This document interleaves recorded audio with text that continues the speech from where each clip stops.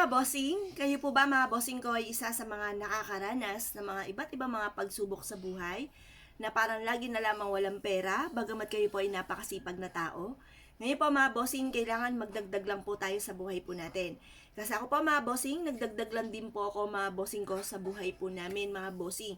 Hindi ako nagbawas kasi kailangan kung ikaw ay masipag, lalo mong i-improve ang inyong kasipagan, lalo kang magdasal, lalo huwag kang makakalimot magdasal, mag-focus sa pagdadasal, taimtim na panalangin na mula sa puso, kung anong binubukan ng bibig, ay siya rin po tinatakbo ng ating isipan. Kasi may mga pagkakataon na nagdadasal po tayo, pero parang iba naman yung tinatakbo ng ating isipan. Kaya mas mainam, kung kayo po ay gagawa rin ng ganito, pagsama-samahin niyo po yung mga sangkap na ating mga nabanggit.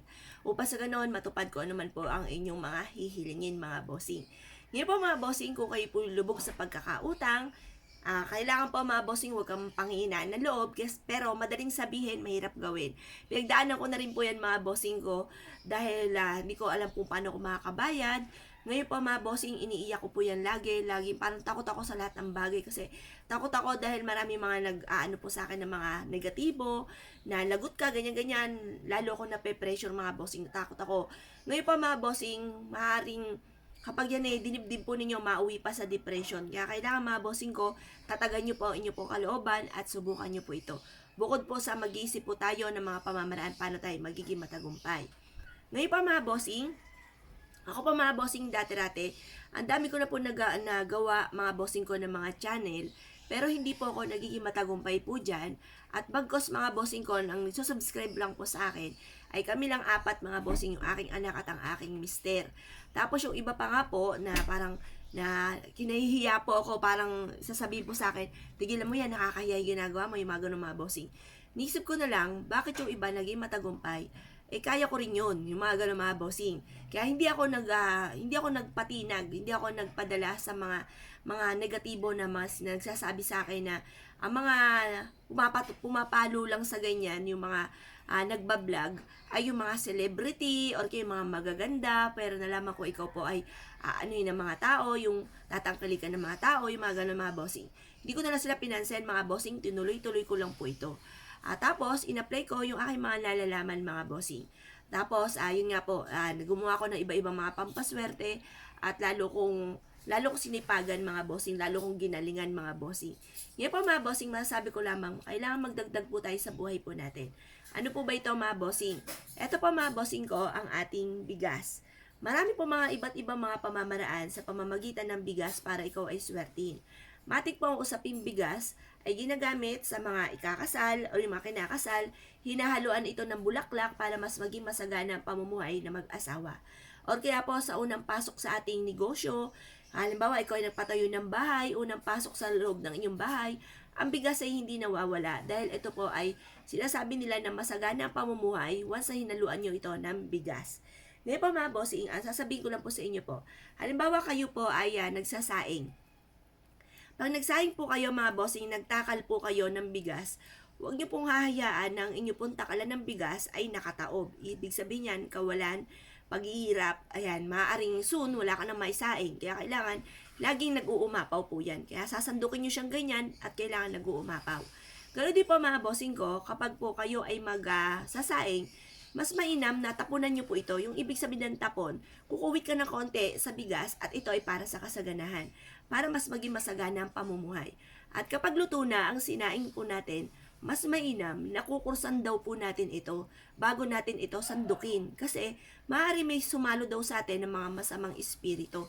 Kaya dapat daw po kapag ikaw ay nagsaing at ang unang pagsandok sa sinaing sa kanin, kailangan kukursan nyo muna. Yan. Tapos, mas mainam daw po na ang kuha nito ay sa gilid at hindi sa gitna ang bigas, ang kanin, kapag ito ay nasaing na.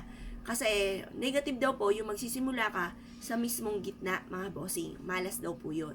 Ngayon po, kapag ikaw naman po ay nagsaing, okay din po na kung kayo hindi naman pasmado at gusto nyo po tungkol sa usapin ng kasaganahan, okay din po gamitin natin ang bigas na ipampaligo po natin. Kasi sabi nila, kung ikaw ay pasmado, maligo ka ng hugas bigas. Kaya para mawala daw yung pagiging pasmado daw po ninyo. Ngayon po mga bossing, pwede rin naman kahit hindi ka pasmado at gagamitin po natin ito sa pampaswerte, pwede natin tong gamitin ng hugas bigas sa pampapaligo. Ganito po ang proseso. Di, isang timbang tubig, wala muna po siyang hugas bigas mga bossing, maligo ka muna. Tapos yung pinaka-pinale ng buhos po ninyo, saka nyo ilagay yung hugas bigas na inipon po ninyo. Halimbawa, umaga ay nagsaing ka, yung hugas bigas po niyan, itabi nyo po. Pagkatapos, kapag yung pinaka-pinale ng buhos po ninyo, ilalagay nyo na mga bossing ko yung ating hugas bigas at yun ay gagamitin na po natin na pampaligo. Ito po yung makakatulong upang sa ganon, mas maging masagana ang ating pong pamumuhay mga bossing. Proven po ito mga bossing. Dati natin mga bossing ko, sa dami ko na mga ginawa ng mga pampaswerte, ay masasabi kong tunay naman na swerte. Dahil ang dinagdag ko lang po sa buhay po namin mga bossing ko ay pampaswerte. Na dati natin mga bossing ko, bagamat alam ko, pero dumating yung punto na ay wala akong pakialam, okay lang kung ano man ang mangyari, mga ganun mga bossing. Pero nung sobra-sobra na mga pagsubok, in-apply ko na ang aking mga nalalaman at tunay naman na sinuwerte mga bossing. Okay din po mga bossing ko, bukod sa pagpapaligo, kumuha po kayo ng isang maliit na unton or gumawa po kayo ng isang maliit na unton at lagyan nyo po ito, paghaluin nyo po ang bigas at ganoon din po ang asin. At ilagay ito sa isang maliit na unton. Ano po ba yung unton? Yan po ay isang tela na binuo po ninyo na ginawa po siyang maliit na unan, tapos isiniksik ang ating pong bigas at ganoon din po ang asin.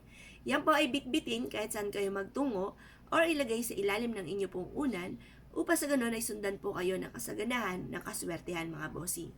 Kung naniniwala po kayo at nais po itong gawin, huwag na po kayo magpatumpik-tumpik pa at subukan nyo po ito.